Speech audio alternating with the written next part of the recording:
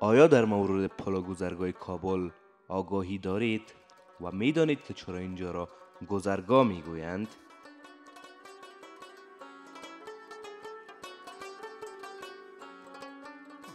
سرگذشت پل و گذرگاه کابل همچون سرگذشت مردم این شهر در داگ و با فراز و نشیب همراه بوده است و در سالیان بعد عبور از این پلها مانند عبور از پل صلات سخت بود.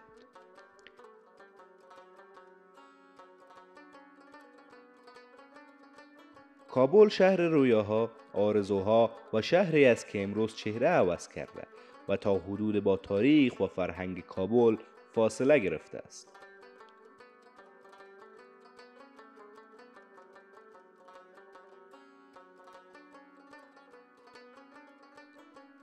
کابل در میان زمین‌های حاصلخیز 34 و 30 دقیقه شمالی و 69 درجه و 18 دقیقه شرقی در دامن کوههای آسمانی و شیر دروازه بر ارتفاع 6000 پا قرار گرفته است.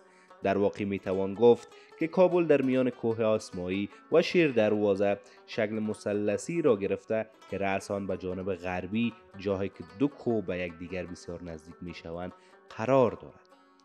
بین این دو کوه گذرگاهی است که وادی چهاردیهی را به کابل پیوند داده و دریای کابل از آن عبور می کند.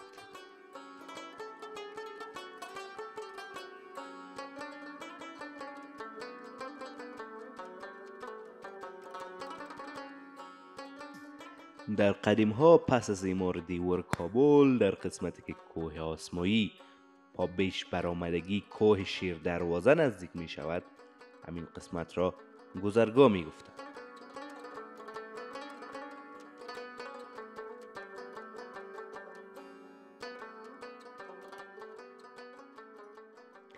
ردبیل شاهیان یا کابل شاهیان، نوادگان کوشانیان و یفتلیان، در همین محل برای جلوگیری از هجوم اعراب به داخل کابل دیوار مستحکم به ارتفاع 6 متر عرض 3.7 متر بنا نموده بودند.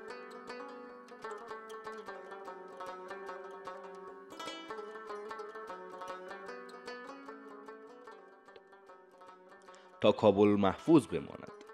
در تنگای بین دریا و کوه شیر دروازه درب یا راه عبور و مرور را ساخته بودند تا کسانی که از دیگر قسمت های کابل داخل می شوند اجازه دخول بگیرند. این دروازه با مجسمه و حک چوبی از تصویر شیر مزین شده بود که بعداً به نام دروازه گذرگاه یا گذرگاه شیر دروازه یاد می شد. کوه که در پلو این دروازه قرار داشت به نام کوه شیر دروازه مشهور. در 3 دهه‌های بعدی با رواجیابی دین اسلام، در حالی که مدنیت پیشینه و مذاهب آنها تا اندازه زیاد از میان برداشته شده بود، دیوار نیز به دلیل نبود هیچ نیاز ارزش گذاری مورد لطف و توجه باقی نماند.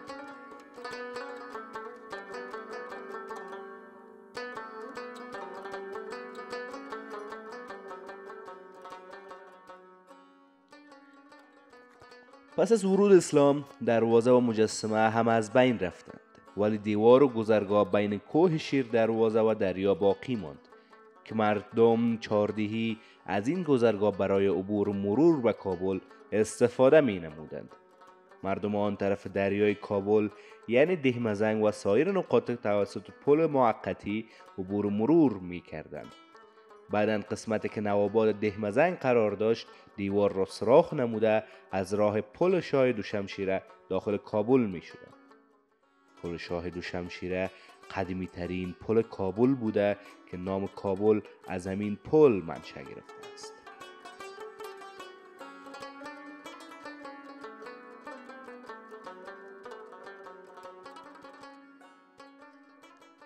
بابرشاه دومین شخصی که توجه خاص به کابل داشت در کابل برای خود احصار اعمار نمود که برخلاف دیوارها بالای کوه، دیوارها و دروازه ها در همواری شهر کابل اعمار نمود.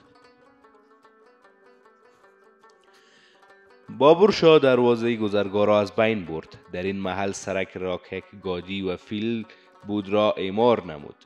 این را به چهاردیهی و باغ بابر می رفت.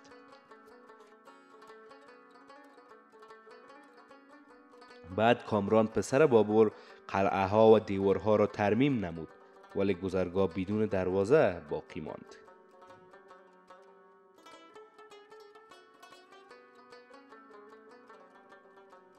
بعد از آن احمد شاه درانی در سنه 47 میلادی، زمانی که بر تخت سلطنت در قندهار نشست، توجه خاص به کابل نمود. سردار محمد جهان خان پوپلزی سپهسالار و حکمران کابل گردیده بود و موظف به ترمیم دیوارهای حصار و دروازه های شهر گردید. سپهسالار مذکور به امر احمد شاه بابا در سنه 1166 هجری شمسی احداث یک دیوار بزرگ دیگر را دور شهر کابل شروع کرد که آن در مدت 5 ماه به انجام رسید و طوری که حافظ نور محمد نوشته، یک زل دیوار مذکور حد ماشین خانه اندرابی را در بر گرفته تا اخیر گلستان سرا و زل دیگر سلام خانه خاص و بالای زیارت بابا کیدانی را عبور نموده تا دروازه راهوری میرسید. سپهسالار دیوار مستحکمی را در جای قدیمی، همان دیواری که بین شیر دروازه و کوه آسمایی مر نموده بود، در این دیوار 2 دروازه گذاشت که یکی از دروازه قندهار بود که طرف دیمزنگ میرفت و دروازه دیگر به طرف چهارراهی میرود به نام گذرگاه و چهاردیهی نامگذاری نمود.